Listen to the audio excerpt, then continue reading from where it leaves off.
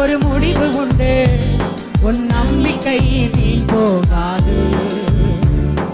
நிச்சயமாகவே நிச்சயமாகவே நிச்சயமாகவே நிச்சயமாகவே நிச்சயமாகவே ஒரு முடிவு உண்டு. உன் நம்பிக்கை வீண் போகாது. கர்த்தர் மேல் பாரத்தை நீ வைத்து விடு. காலமெல்லாம் அவரை துதித்து பாடு பாடு. கர்த்தர் மேல் பாரத்தை நீ